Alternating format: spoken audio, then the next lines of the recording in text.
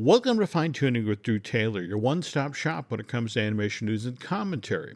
I'm Drew's co-host, entertainment writer Jim Hill, and folks, we are so lucky to get Drew at all this evening. I mean, your schedule lately has been crazy. Junket after junket. In fact, just last night, though, in between junkets, you snuck in serving as the MC at the Gallery Nucleus DuckTales panel, right? Yeah, it was a really great event. So if anybody that was listening was there, I hope you had fun. It was an amazing panel. We had Matthew Youngberg, who created the show, Frank Angones, who is another creator and a story editor, Sean Jimenez, the art director, Valerie Schwartz, the assistant art director. We had Tanner Johnson, who's a storyboard artist and a director, Jason Zurich, who is a storyboard artist and director, and Susanna Olsen. Laura could not make it because her flight was delayed, but everybody else was there, and we had a great time. And I also have in my possession 4 days early The Art of DuckTales by our friend of the show, Ken Plume. Yeah. And I have the deluxe version, and it's just absolutely gorgeous and so much great information in there. So yeah, really, really cool stuff. And I'm glad I got to do that, Jim. It's a little, as you know, from being on a cruise ship locked on, on board with a bunch of people that you have to try to entertain. It can get exhausting, but I think I pulled it off.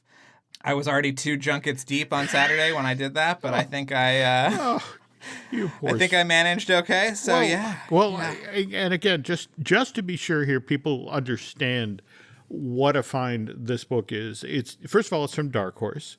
And second of all, anybody who's seen Ken's previous making a book, Go Team Venture, The Art and Making of the Venture Brothers, that book was crazy detailed and wonderful stories. And this DuckTales book is that only more so, but 200 pages, 6 pounds. I mean, it's a behemoth, right? Yeah, it's really heavy. And it was actually born out of the Venture Brothers book, along with Frank going nuts during the pandemic and tweeting out things about every single episode of the show, which is what kind of spurred the creation of the book on. And apparently Ken did something like 300 hours of interviews with people. Yeah, that sounds a lot like Mr. Plume. But tell about the really cool part about the deluxe edition of this book. Talk about the number one dime.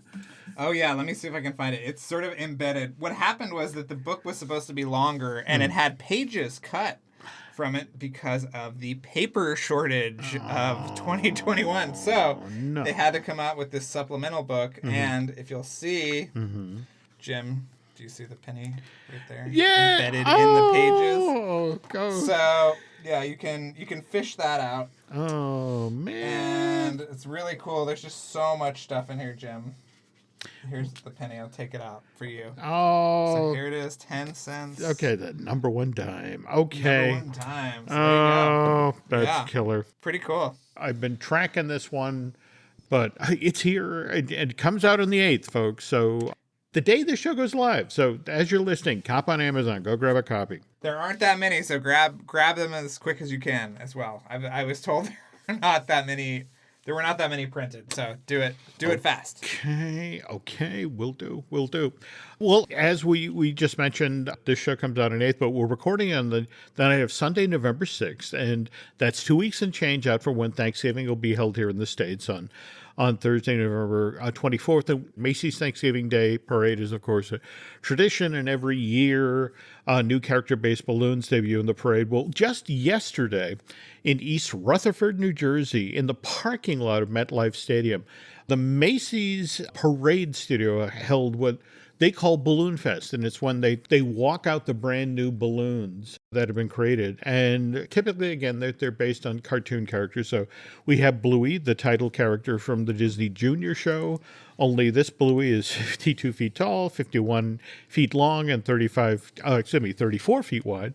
We have a brand new Diary of a Wimpy Kid, and this one's being done out ahead of the second CG film coming on Disney Plus. But this is actually the third version of a Diary of a Wimpy Kid balloon that's been in the Macy's parade. And then they have Stuart the Minion from Despicable Me. And evidently the handlers of the balloon below are all going to be dressed up in banana suits. And it would appear that Stuart has grabbed one of the balloon handlers and holding a full-size man dressed as a banana in his hand and seems ready to eat him. So we're also, Drew, by the way, going to they have a Funko Pop version of Grogu. Oh, I saw that. Yeah. Debuted last year. Now, were you at the D23 Expo? This would have been 2015 when they had the Buzz Lightyear figure from Macy's The Balloon. They had it out in front of the Anaheim Convention Center. In fact, they set it up between the two hotels that are in the forecourt just below the Anaheim Convention Center. Oh, Jim, not only was I there, I had to cover that balloon because I was working for Disney.com at the time. So, yes, I remember it well. It was quite a display of that. I didn't see you that night. I was. Oh, yes. Did you sit there that night and watch them inflate it? No, I was there. It must have been. I was there Thursday night. I think was the first night. So you saw them blow it up. Oh yeah. I was out there with the crew, and it was interesting. There were like 34 different little balloons within the giant balloon that they inflate. And the entire time, the team that had come out from Manhattan, they had driven the balloon across country. And they're inflating it there, and they're explaining to me that they're really worried because the next day it was supposed to get up into the high 90s. And they were like, we have to inflate the balloon enough so it looks good. But they were worried that as the heat of the day, as it got hotter and hotter, the helium would expand. And they're actually terrified of the balloon sort of ripping its seams. And that's what everybody wants, walking out of D23, and there's a mortally wounded Buzz Lightyear on the ground. But it all worked out, and they were nice enough. They said, well, do you want to see the parade? And I had seen the Macy's Thanksgiving Day parade previously. In fact, it was kind of interesting. They pinned them down with giant cargo nets there, and only just before the parade begins, walked them out to the route. When we were watching it from the reviewing stands in front of the flagship store, we were just up the block from where they broadcast on television.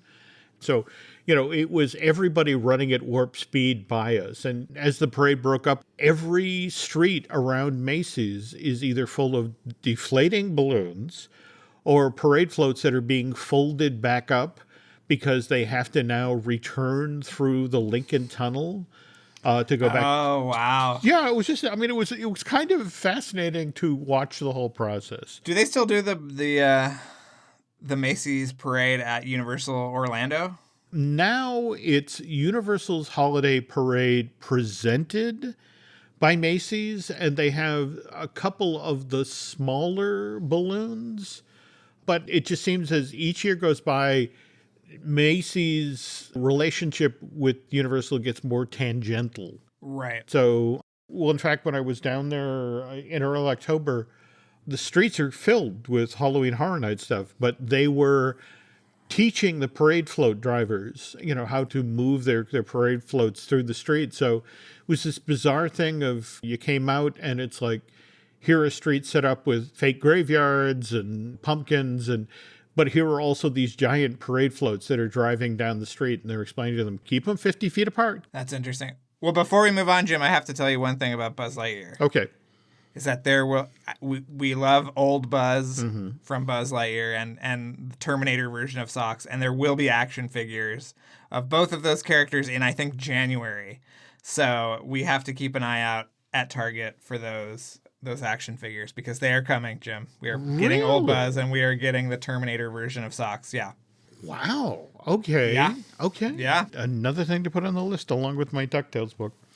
All right. Anyway, folks, lots more animation news to come. But first, the news portion of Fine Tuning is brought to you by Storybook Destinations, trusted travel partner of the Jim Mill Media Podcast Network. For a worry-free travel experience every time, please book online at StorybookDestinations.com. Last Friday, October 28th, was World Animation Day, which is why it's kind of appropriate this past weekend. Black Adam was number one at the box office for its third weekend in a row, took in $18 million.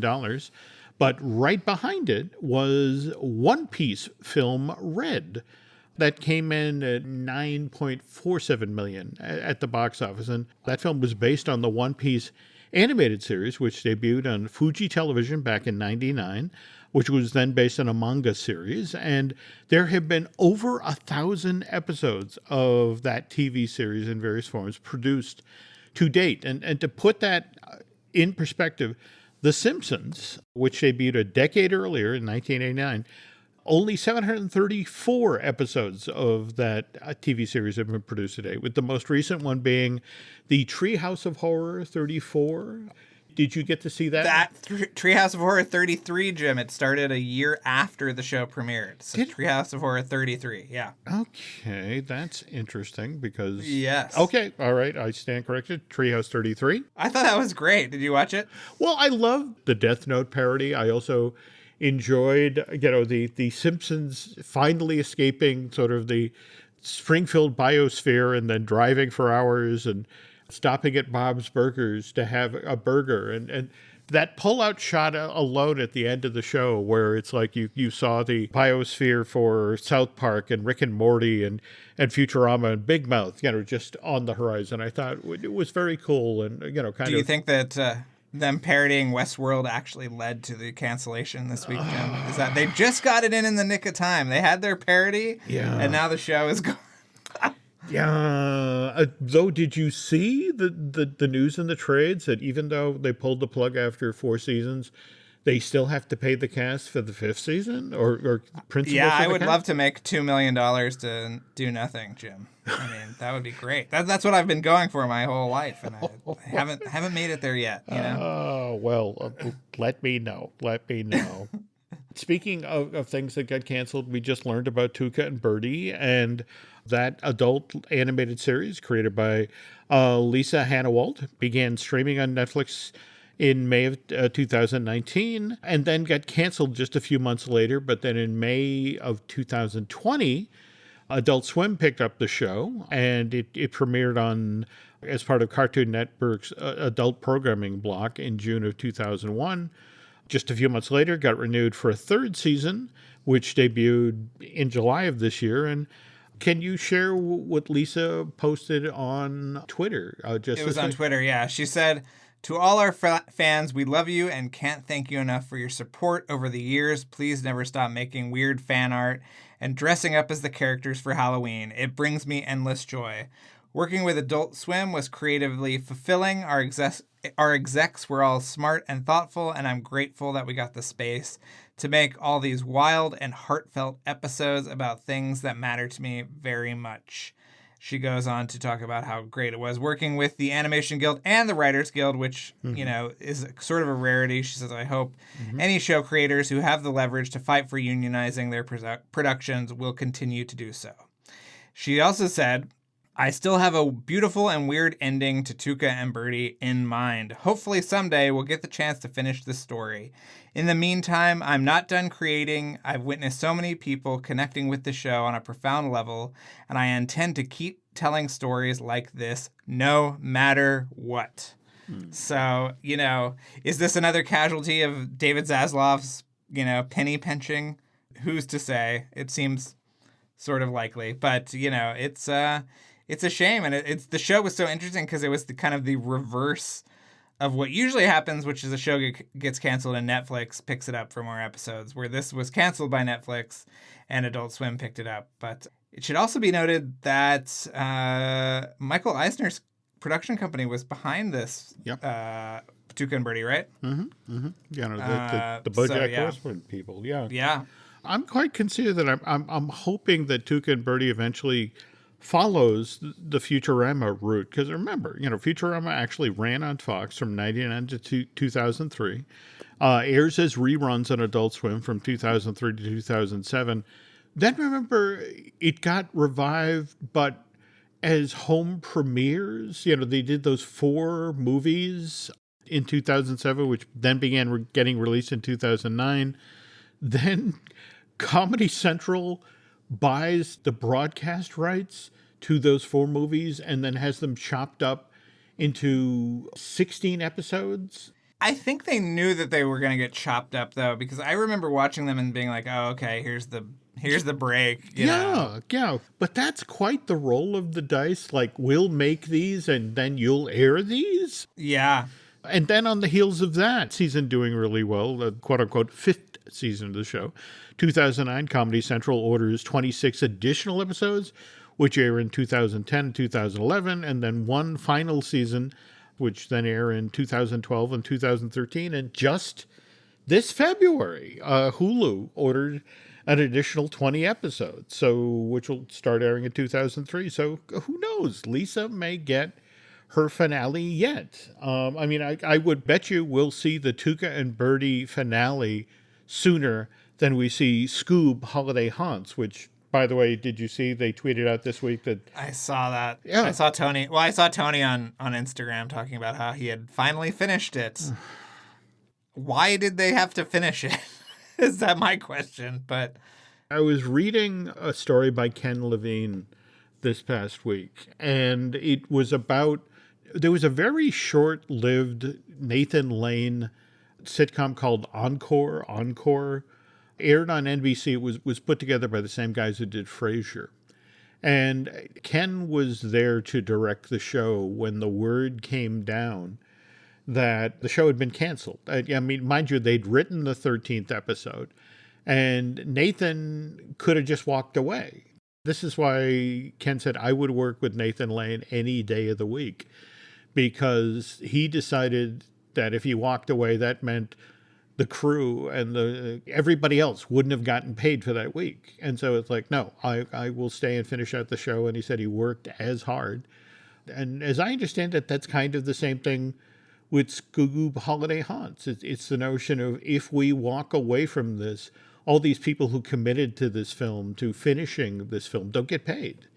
So it's just sort of like, all right, we will go to the exact end of the process, and then this thing gets tossed into the vault, never to be seen, which is just... God, it's tragic. It's really, really tragic. Again, Paul Dini wrote the screenplay, Jim. We need to see this. Really? Paul wrote the screenplay for this? Yep.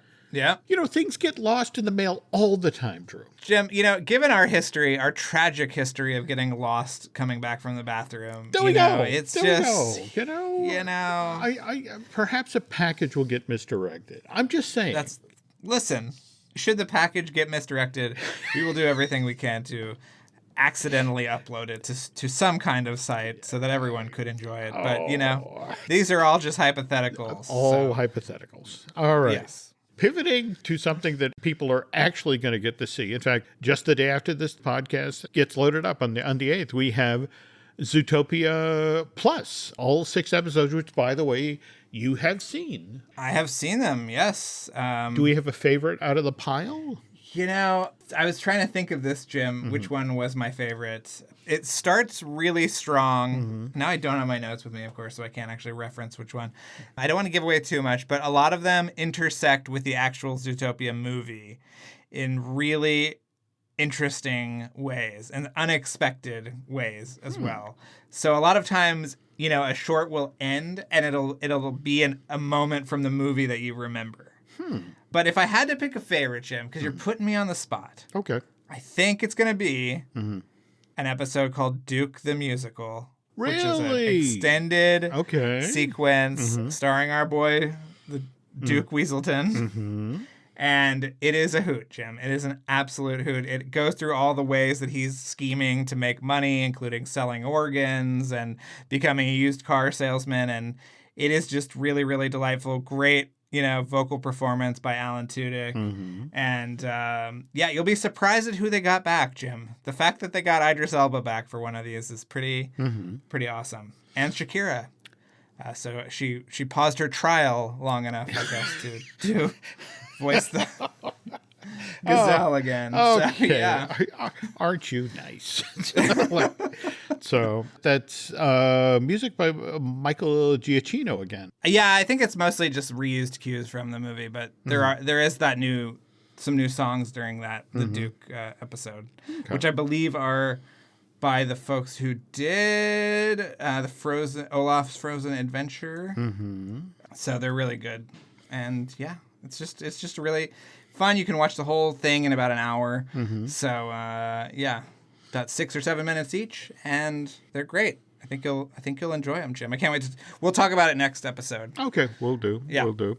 And in theory, perhaps this time next year, they will be up for awards. So can you talk about this new Children's and Families Emmys thing, which I guess we're going to see the awards handed out in December of this year, right? The 10th and 11th? So we've talked about this a lot, which is that animation is being ghettoized in a lot of ways for, children, that, we talked about Chapek's comments last week about how nobody wants to watch an animated movie. And so most of these shows are animated, but it also is nice that some of them are getting a spotlight when a lot of them haven't.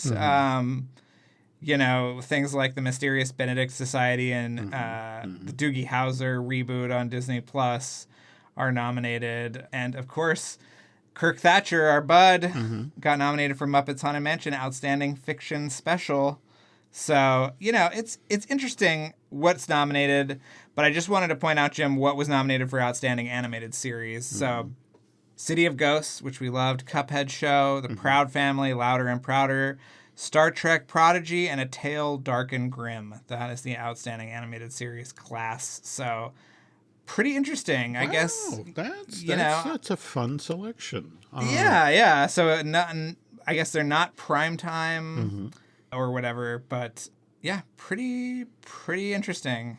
Things like Maya and the Three and Troll Hunters also got nominated. So, we got to give it up. What do you make of this deal with Bonnie Arnold? Bonnie was the producer of the original Toy Story. Likewise, she was the producer of all three of the How to Train Your Dragon feature films. She's who Bonnie is named after in the Toy Story universe. I believe because she produced the first one. That is the little girl is named after Bonnie Arnold. So yeah. To be honest, my favorite film of the one she's produced is still Over the Hedge, which I really wish DreamWorks had circled back on at some point. But you're saying you liked Over the Hedge more than Toy Story, Jim? Over the Hedge has some amazing action sequences, some really, really funny writing, and an amazing vocal cast. I mean, you got Bruce Willis at the top of his form. You got Gary Shandling. You have William Shatner as a possum that fakes his death at multiple times. Hell, you got Steve Carell as a hyper squirrel. In fact, and some good Ben Folds songs too. It does. Yeah. But I associate Bonnie with Pixar and obviously with DreamWorks, and so to have her headed over to Wild Brain is kind of interesting. But you pointed out that this new deal with Wild Brain, well, first of all, she's back to working with Cressida Cowell, the author of the How to Train Your Dragon books. And this is really built around her latest book, right? The Which Way to Anywhere? Yeah, it's sort of two-pronged. It's based on Which Way to Anywhere, which is about a kid who draws these fantastical maps, and what the kid doesn't realize is that the maps that he is drawing are actually real, and his baby sister is kidnapped, and he has to go embark on this mission to save her, to go into these worlds that he just draws for fun. So it feels very kind of labyrinth. And fun. Yeah. But then there's the other part, which is also Cowell's Emily Brown picture books. And so Wild Brain has optioned both properties exclusively. And Arnold's deal includes episodic projects, TV specials, and feature films. So what form these take, we will see. But it's pretty exciting that they're teaming up together. And No. I love that Cowell mentioned when this deal was announced that I've worked with Bonnie Arnold for over a decade on the How to Train Your Dragon movies. She's a powerhouse of creativity and commercial instinct. I'm delighted to be partnering with her. And, the ambition, imagination, and the vision of Wild Brain. So I can't help but think with what DreamWorks actually did with How to Train Your Dragon. There were the theatrical, 3 theatrical release films. There were multiple animated series. There were holiday specials. We've got the whole land being built at the Epic Universe theme park in Florida. So the fact that there seems to be a multimedia plan in place for what they're about to do with Which Way to Anywhere and likewise the Emily Brown books. I mean, it sounds like an exciting time for Ms. Arnold. Well, also, and Wild Brain was the one that got all those Jay Ward projects. Yeah. So she could be roped into that stuff too. That could be cool. That could be very cool. Yeah. And speaking of people at other studios making deals and moving on, what do you make of the news about the Your Name anime film, which, as I understand it, is second only to Hayao Miyazaki's Spirited Away. It's one of the most successful Japanese films of all times. And J.J. Abrams' Bad Robot has acquired the rights to remake this anime film from 2016. But now we finally have a writer and director, right? Yeah, it's one that people will remember. Carlos Lopez Estrada, who co-directed Maya and the Last Dragon, and who was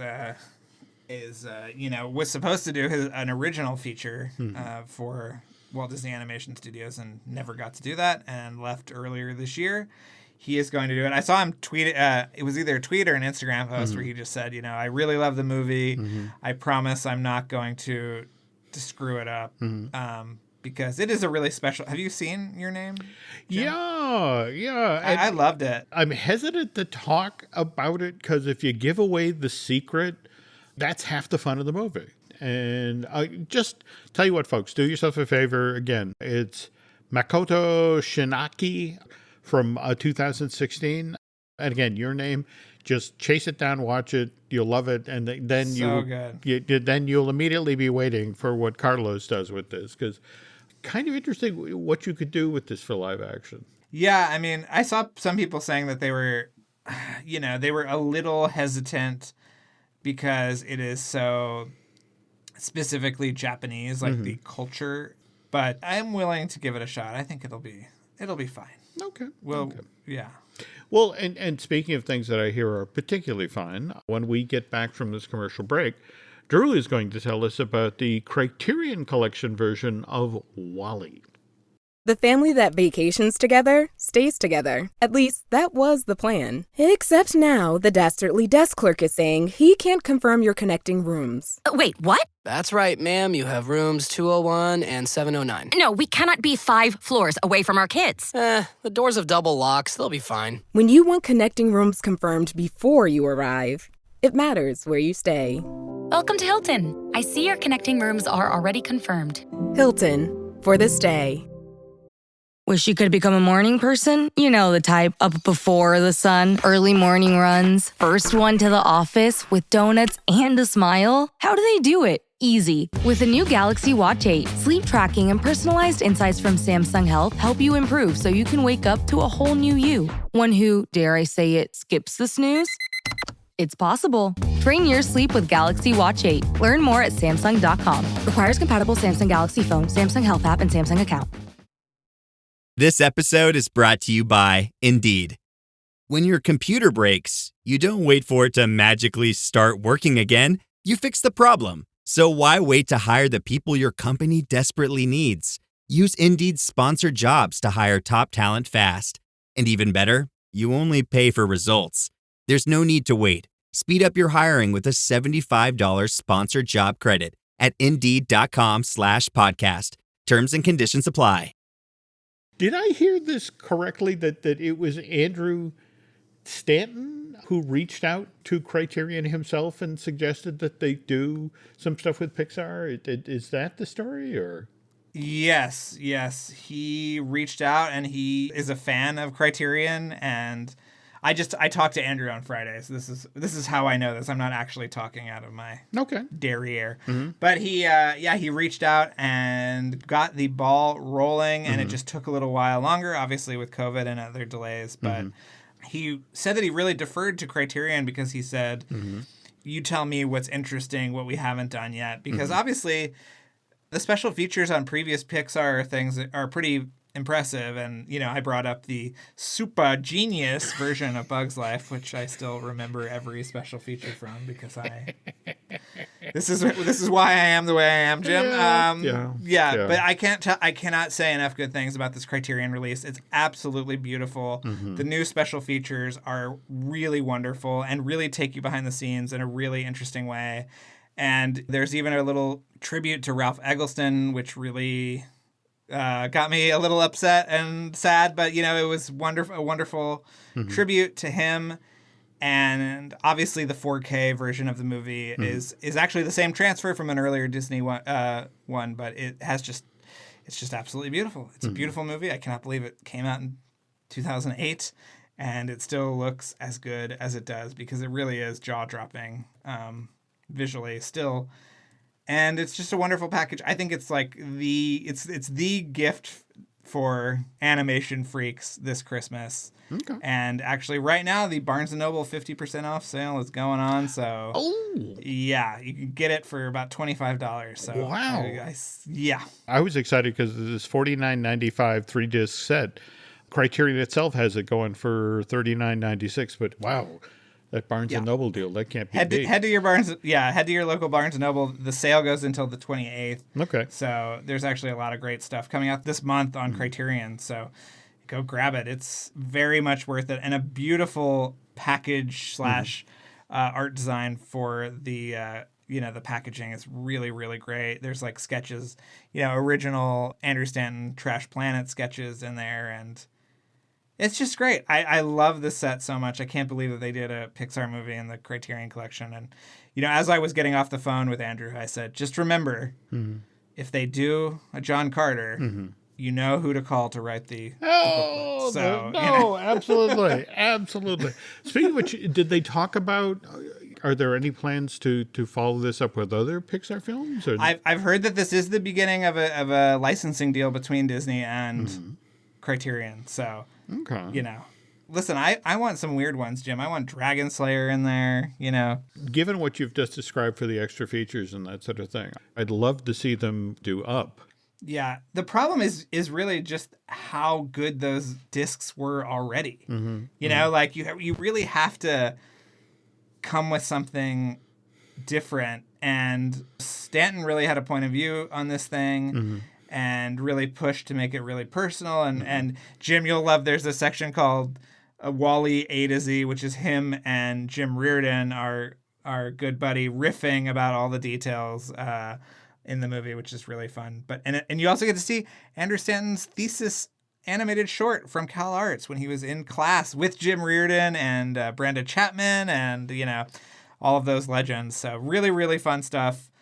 I can't wait to hear what you think and definitely pick it up later this month. Well, to circle back to Up, though, I guess one of the reasons I would love to see them do a deep dive on Up is that's obviously a Pete Docter film. And Pete Docter, along with Chris Merritt, was the gentleman who did that amazing 2-volume set on the life of Mark Davis that I want to say was sort of the book to get for animation fans and theme park geeks this past Christmas. And for Up, Pete interviewed people who'd been long married couples to get the Carl and Ellie story just right. And one of the people he interviewed was Alice Davis. She had lost her husband, Mark, in January of 2000. They'd been married since the late 50s. She met Mark. She was taking a night course that Mark was teaching about animation, and the class was full. And, it's like, I'm sorry, I can't make room for you in the class. And she begged and pleaded and wheedled. And finally, he was so taken with her. It's like, all right, here's the deal. I'll let you come into the class. But you have to take the role every night to make sure everybody's there, and you have to provide the chalk for me in the class. And that's how they got going as a couple. I like to start most of my relationships in a blackmail situation, too. Well, some of us... Bring sandwiches.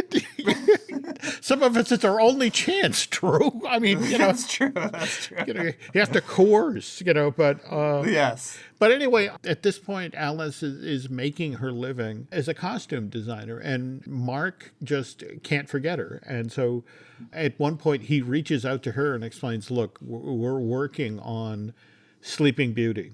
And we have the scene where she dances in the woods, and we're just not getting the stuff we need to do the animation right. And Alice actually designed the dress that the actress used in the live action reference. And That's right. one of the reasons it looks as well as it does in the film is because she knew how to do that. She recognized how cloth worked to the fullest effect and that sort of thing. And how she actually ended up working for Walt Disney along with her husband. Mark and Alice were out to dinner one night, and I want to say it was a tam o' shanter.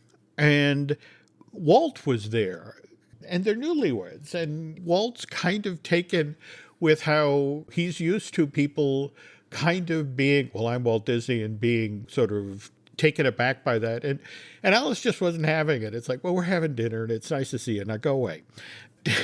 Because she behaved that way, Walt was like, oh, I like this one.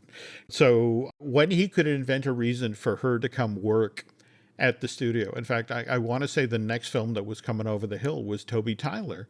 And it's like, oh, I'll show her. It's like, you're going to design all of the costumes for this movie about circuses.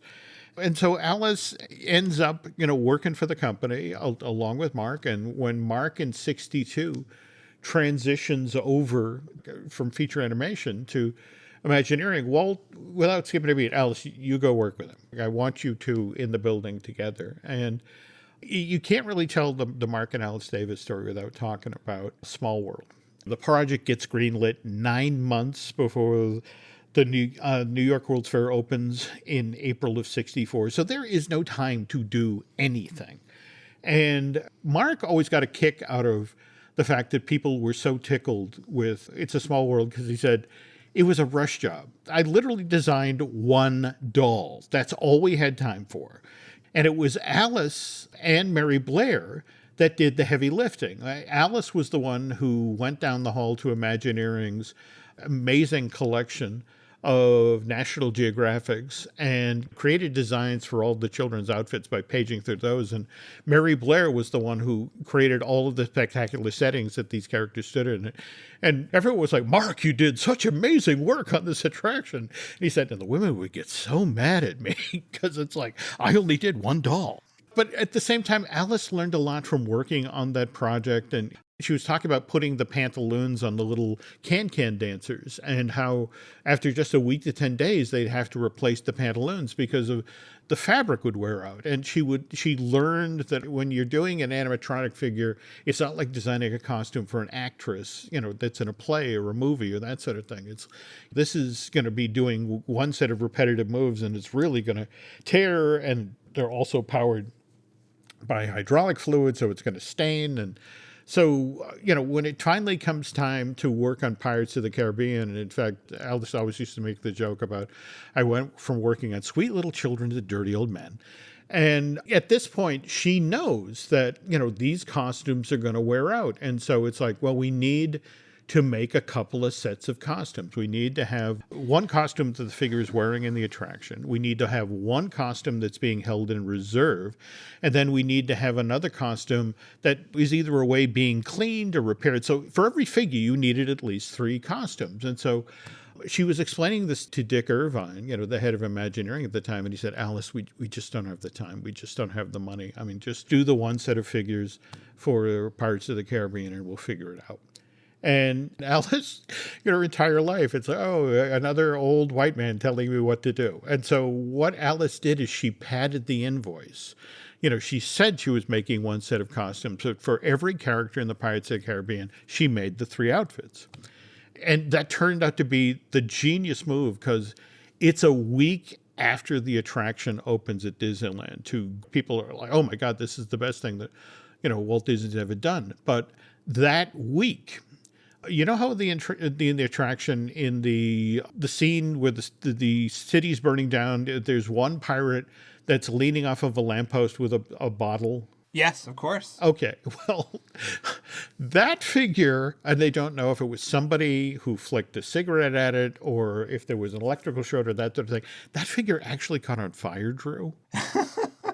Nothing around it caught fire, and people are in the boats going by, and they say, well, everything's on fire, and that guy's on fire. Well, that's a cool effect, and it's only later in the day when somebody actually, a cast member goes through and says, oh my God, that guy's on fire! And they shut down the attraction, and the word goes to Dick Irvine, and it's like, oh my God, we're going to have to replace that costume. And that means that, we're going to have to shut down the attraction for at least a week. And it's, the height of popularity. And we're just launching this thing. And so he gets on the phone to Alice and it's like, we need a replacement for the costume. And, just sort of like, how long is this going to take? And she starts up. He's like, no, don't be mad. But how would you feel about having the attraction up in a half hour? And it's like, what? And, that's when she explained to Dick that she had secretly padded the invoice and made 3 sets of costumes. And it's like, I'm mad, but I could kiss you. All right, put the costume on, we'll reopen the attraction. And from that point forward, that was the gold standard. Also proof that none of us should be listening to old white men. There we go. There we go. Though Alice always loved, to tell sort of a body story and kind of off-color stuff. So they were working, getting Carousel of Progress ready for the 1964 World's Fair. And so she's working on that introductory scene where the father is sitting in the chair with the fan. The opening line is like, boy, it's really hot for summer. And again, this is something that Alice learned over time working on AA figures. Like, you build a pair of pants for an animatronic figure. It's like, well, it's not like the animatronic figure can actually stand up and, lift one leg and lift the other leg and step into the pants and you can zip the fly. It was one of these things where you had to sew the pants and create a way you could put them on the figure. So the father is sitting down in a chair facing the audience, and they're trying to get the timing on the curtains and the spinning of the theater just right. And so they're doing the costume work while they're running this. And so Alice is on her hands and knees in the scene of this particular scene of the Carousel of Progress, and she is putting the pants on the father when the curtain opens up. So she's basically got her head in his lap, and trying to reach behind to snap the man's pants closed behind him. And she hears Walt roaring in the audience because, again, from what Walt can see, there's a very adult act going on stage, and the animatronic, very hot for July, and it's like, and she stands up, totally embarrassed, runs off stage, and Walt seeks her out afterwards, said, that was the funniest damn thing I've seen in a while. She'd share those sorts of stories, and she was also a great supporter of Mark's work and was working with Chris and Pete Docter on the 2-volume set to make sure that Mark's art and work got appreciated. And when you think about, we lost Mark in January of 2000, and here she is 2 decades later, still working to make sure that Mark gets his due. And she was quite a lady, and she's actually my daughter Alice's godchild. My ex and I, Michelle, befriended the Davises, I want to say, 92, 93. And, when my daughter Alice came along, they took her under their wing. And I miss the two of them. 93 is a good long life. But at the same time, it's still, it's sad that we've lost her. And, I will miss my time with her, and I will certainly miss those stories. She had some pretty amazing stories about working with Walt and working with Mark. But anyway, speaking of amazing stories, if you are not listening to Drew Taylor's Light the Fuse podcast, you are missing out on some amazing behind-the-scenes stories as well. Yeah, we're going to get back into some Light the Fuselage material soon. But yeah, definitely check that out. Light the Fuse every week. We have a new episode up. So okay, yeah, okay. And speaking of which, folks, if you could do Drew and I a favor, if you could head over to Apple Podcasts and rate and review, well, not just the show you're listening to right now, Fine Tuning, but also Light the Fuse, that would be very helpful. And we do have some other podcasts here. We've got Disney Dish, which I do with Len Testa. Likewise, Marvelous Disney, which I do with Aaron Adams. Brian Gahn and I need to get a new Looking at Lucasfilm out the door, and I even have a new Universal joint in the works, and that should be up shortly. So beyond that, if you are not following Drew Taylor on, well, what remains of Twitter and other social media, you are missing out on some cool stuff. So what is your plan here, Drew? Are you going to go down with the Hindenburg, or? I guess I'm going to. I mean, my hope, maybe this is optimistic, but I hope that he kind of just flames out Twitter on his own, and I can still enjoy my time. But Yeah, it's getting dark over on Twitter. But for the time being, I'm there at Drew Tailored Like a Tailored Shirt and also on Instagram. So, yeah. What about you, Jim? Where are you? I have to admit, I was just telling somebody that I'm a little concerned about this. I mean, I'm honestly amazed how much information, how much little networking for interviews or that sort of thing I do through Twitter, or likewise, Yeah, how many yeah. news stories first bubble up there. So it's out of strictly selfish reasons. I'm really hoping that it pulls itself out of its dive here, because it's just sort of like, wow, I will actually have to, go learn someplace else. But for now, yeah, you can find us on Twitter and Instagram as Jim Hill Media, and over on Facebook is Jim Hill Media News. Well, anyway, folks, that's going to do it for Fine Tuning for this week. Thank you for listening, and Mr. Salem and I will be back soon.